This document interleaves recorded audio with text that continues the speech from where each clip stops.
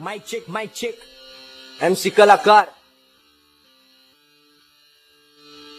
यो नमस्कार मायसेल्फ कलाकार कुणासाठी नावाला तर कुणासाठी नवल पार तडपदा निडणी खबर जबर खबर खबर खबर खबर माझी तडी पार आर पार विषय खोलदरीचा भरीला भर नाही मुखी जपहरीचा खारीचा वाट तुझा खारीचा सगळ्याचा भोग पण मोक्ष उपभोग वारीचा बेटर हो रहा है एक बार देख ले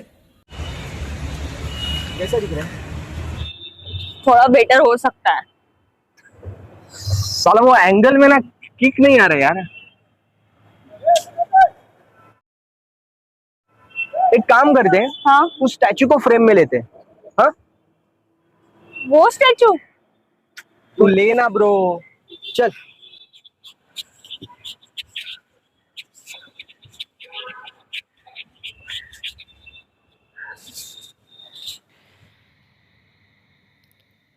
कैसा लग रहा है एस्थेटिक लग रहा है ना ओपी लग रहा है, मुंबई का स्टैचू ऑफ लिबर्टी लग रहा है। चल फिर लेते हैं अभी।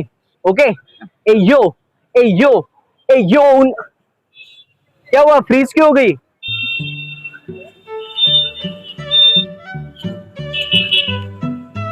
क्या अंकल जज कर रहे हो कि कंटेंट पे वाइब ले रहे हो? हाँ अरे वाईब कुछ नाही रे, फ्री का टिकटॉक देणे आहे वो। अरे आपल्या जनरेशन मुळे कल्चर कसं संपत आलंय ना त्यावर बोलायला आलाय तू। स्किप मार ना, तू चल आपलं काम कर।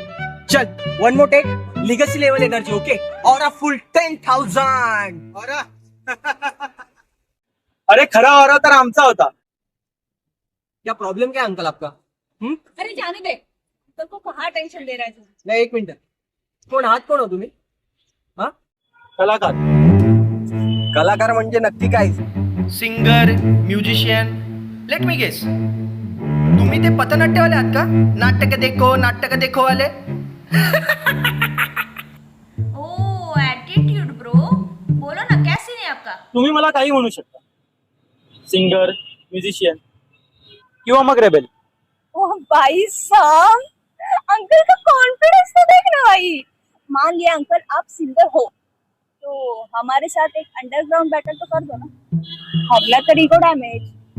आणि जिंकलात तर आपण दोन कोलॅब कर लेंगे ना। सही है।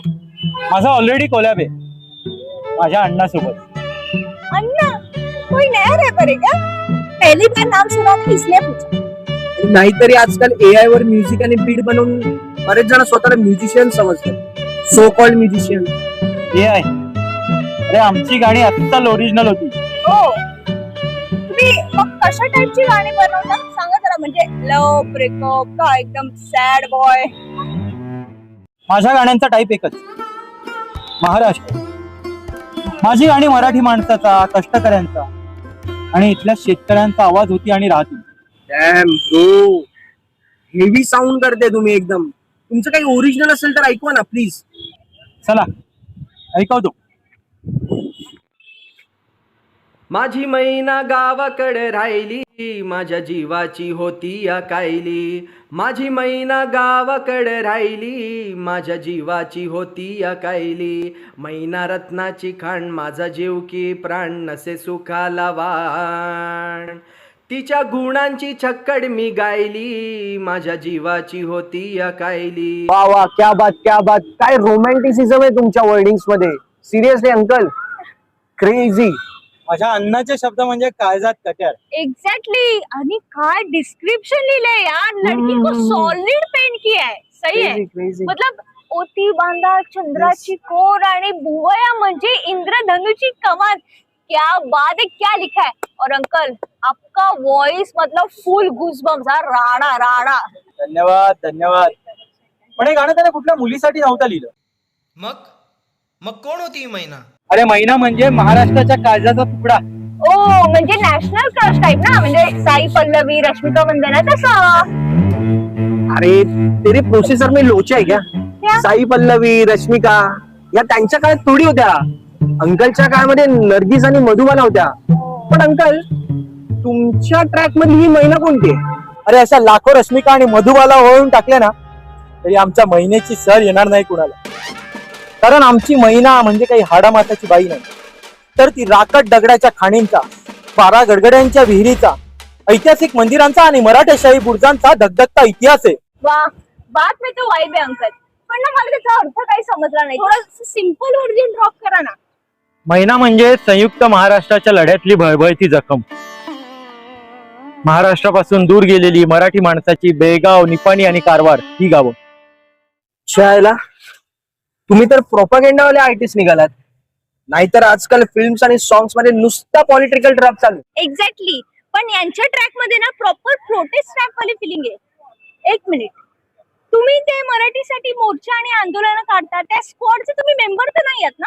नाही, मी संयुक्त महाराष्ट्राच्या लढ्यातला शिलेदार आहे आणि ठरवलं तर तुम्ही दोघं तुमच्या रॅप मधून हा लढा पुढे घेऊन जाऊ शकता. Not even in dreams. Uncle, आम्हाला तुमच्या या पॉलिटिकल सीन मध्ये एंटर नाही व्हायचंय. ओके. आणि तसंही मुंबईमध्ये आता मराठी बोलण्यावरून टॅक्सीवाल्यांचा वाद सुरू आहे. त्यामुळे तुमच्या ह्या कॉन्ट्रोवर्सी मध्ये आम्हाला ड्रॅग करू नका. एक मिनिट, मी कुठलीही कॉन्ट्रोवर्सी करत नाहीये.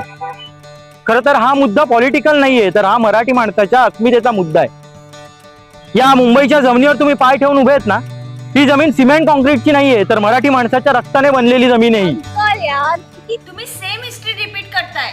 We are the new generation with new update. New update? अरे काहीच बदललं नाहीये. किंवा सरकार दरबारी असलेल्या मराठी माणसांनी, पोलिसांनी आणि राजकारण्यांनी मराठी माणसाचा आवाज घोटला आणि आत्ताही तेच चालू आहे. फरक फक्त एवढा आहे की तेव्हा आवाज उठवणारे तरुण होते आणि आता ते नाहीयेत. काय म्हणणं काय तुमचं? की आम्ही सरकार विरोधात प्रोटेस्ट रॅप करायचे, हा, की या परप्रांतीयांसोबत फाईट करत बसायचं आणि मग जेलमध्ये जाऊन स्वतःच्या करिअरची क्रॅश करून घ्यायची? हेच म्हणणं आहे ना तुमचं? नाही, इतका पराक्रम अपेक्षित नाहीच आहे तुमच्याकडे. तुम्हाला दोघांना जर काही करायचंच झालं ना, तर 1 मिनिट या चौकात शांतपणे उभं राहा. 20 वर्षाचा बंडू गोखले त्या रात्री ट्रॉम मधून इथे मित्रांसोबत उतरला. पुढच्या क्षणी पोलिसांची गाडी आली आणि फायरिंग करत निघून गेली. बघता बघता बंडू जमिनीवर कोसळला. या पुढच्या रस्त्यावरती सीतारामवर पोलिसांनी गोळ्या चालवल्या. त्याच्या मेंदूचा अक्षरशः भुगा झाला आणि या फ्लोरा फाउंटन जवळ एक लहान शाळकरी मुलगा मारला गेला. त्याचबरोबर जोसेफ डेव्हिड, वेदी सिंग, रामचंद्र भाटिया, बालप्पा कामाठी, मेहमद अली, हिरमसजी करसेटजी, एडविन साळवी, सय्यद कासम असे कित्येक वीर गेले. ऐका, त्या लोकांचे आक्रोश ऐका. वरळमध्ये मृत्युमुखी पडलेल्या त्या 1.5 महिन्याच्या बाळाचा टाहो ऐका. हुकुमशाही राज्यकर्त्यांची मगरुरी ऐका आणि कामगारांच्या वेदना ऐका. डंडे गोली खाएंगे, मुंबई लेके रहेंगे. मुंबई आमच्या हक्काची, नाही कुणाच्या बापाची. जय महाराष्ट्र झालाच पाहिजे. एकच मिनिट. ए इधर आ, इधर आ, इधर आ ना. ए डोंट से नाऊ की तू ह्या माणसाचं ऐकून कोणत्या चळवळीत पार्टिसिपेट करणार आहेस. नाही ग, चळवळ वगैरे नाही. पर ये आदमी हमारे काम करे. कैसे? त्याची स्टोरी टेलिंग बघ ना, किती ओपी आहे.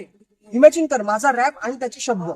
आणि तसंही आता रिक्षावाल्या आणि लायसन्सचा मुद्दा खूप जोरावर आहे, राईट?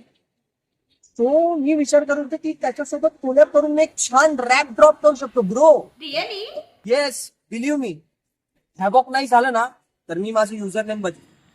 अरे पण कॉन्ट्रोवर्सी झाली आणि लोक आपल्याला मारायला आली तर? मग बाकीचे इन्फ्लुएन्सर कसे सॉरी बोलून मोकळे होतात, आपण पण तसंच करायचं. Easy damage control bro.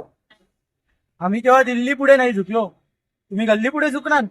Political लेन सोडा अंकल. माझ्याकडे एक हॅवॉक आयडिया. तुम्ही, मी आणि अण्णा एक क्रेझी कोलॅब करेल.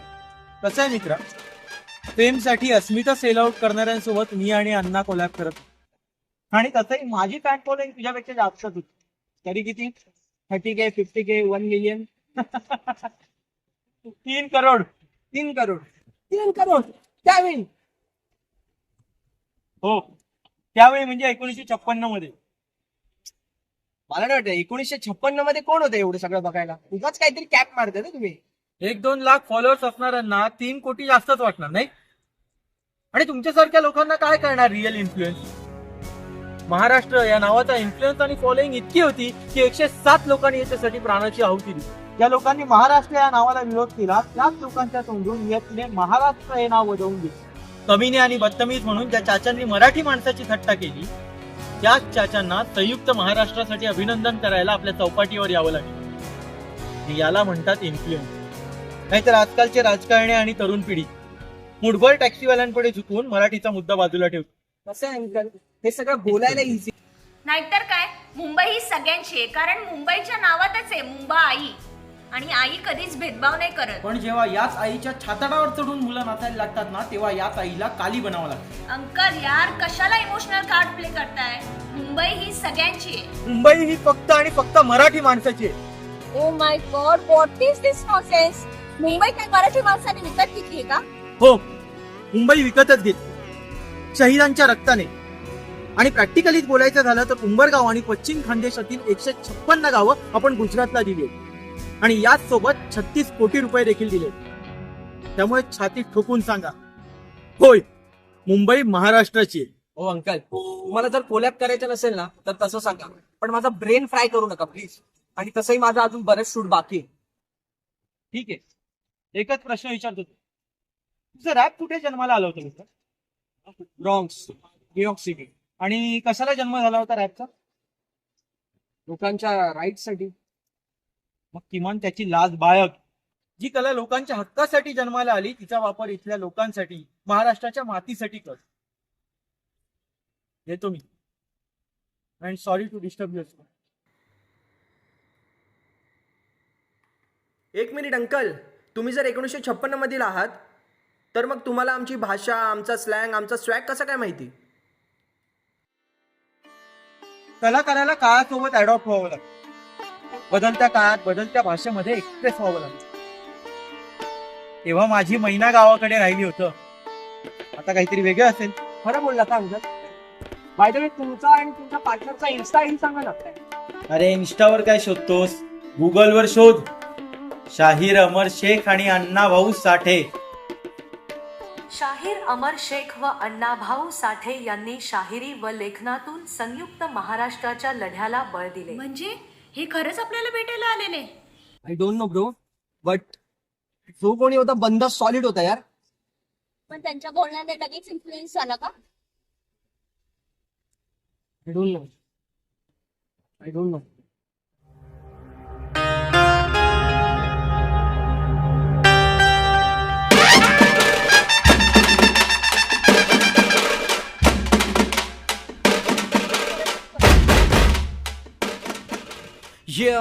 स्वराज्य महाराष्ट्र, सुराज्य महाराष्ट्र, स्वराज्य महाराष्ट्र, सुराज्य महाराष्ट्र, स्वराज्य महाराष्ट्र, महाराष्ट्र महाराष्ट्र महाराष्ट्र महाराष्ट्र महाराष्ट्र, स्वराज्य महाराष्ट्र, सुराज्य महाराष्ट्र, स्वराज्य महाराष्ट्र, सुराज्य महाराष्ट्र, स्वराज्य महाराष्ट्र, महाराष्ट्र महाराष्ट्र महाराष्ट्र.